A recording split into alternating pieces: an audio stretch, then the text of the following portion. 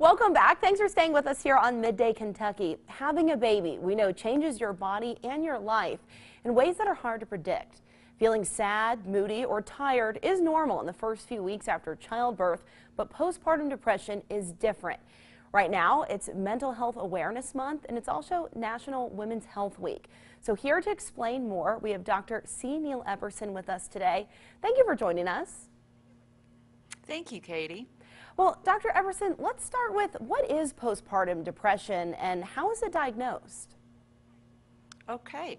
Postpartum depression is a serious medical condition, and you alluded to the fact that it's not just the normal sort of difficulties that a woman has after having a baby. Let's face it, having a baby is stressful. Even if it's your second or third child, and you've kind of been there and done that. It's an adjustment. A lot of women feel overwhelmed, may have some moodiness, and we typically refer to those as the baby blues. Those resolve within the first week or so after delivery, and postpartum depression is just something much more serious. Again, it occurs in up to 10 to 20% of postpartum women.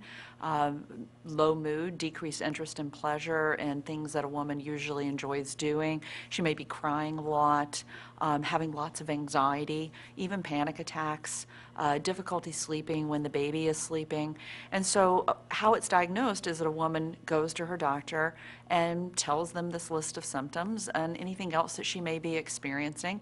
And again, a healthcare provider will be able to tell her whether she's suffering from postpartum depression. And once you have been diagnosed, how is postpartum depression treated? Well, right now we have some gaps in our knowledge about the treatment of postpartum depression because, again, this is major depressive illness that happens to be occurring in the context of these massive hormonal changes that characterize pregnancy. I mean, women during pregnancy have very high levels of gonadal steroids, estradiol, progesterone. Their stress system is also changed by pregnancy. And then in the postpartum period, they have these dramatic declines in these hormones. And it takes a while for the body to adjust. So while she's adjusting, some women will experience these depressive symptoms. At this point, we have antidepressants that we use for the treatment of depression occurring at other times. Psychotherapies can also be quite helpful. But again, we need to be also focusing on specific treatments for postpartum depression. And Dr. Epperson, can you talk to us about the symptoms that maybe new moms or loved ones should be looking out for? Absolutely. And I think that you've hit on something really important. People in a woman's life need to recognize that this is a common medical condition.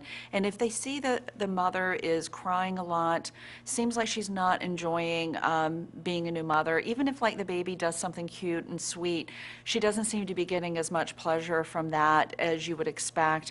Maybe she's avoiding the baby. She's always anxious about everything related to the baby, especially if she's not sleeping well. She may not be eating normally, like forgetting to eat, not be hungry. Also, very low energy is a very common symptom.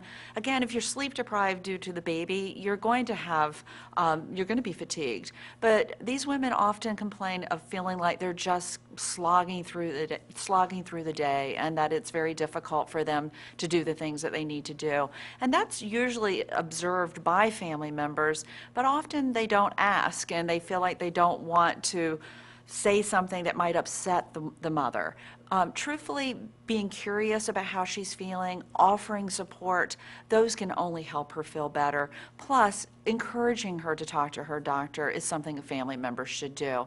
There's also websites where these symptoms are listed. There's cppd.com, that's SEEPPD.com. There's also Postpartum Support International that has support groups nationwide, 2020 Mom. So there are some really reputable websites where women can go to learn more about postpartum depression. Well, Dr. Epperson, we appreciate you joining us here in Lexington, and we appreciate all those online resources as well. Absolutely. All right, let's send things to break now. We'll have more Midday Kentucky coming up on the other side.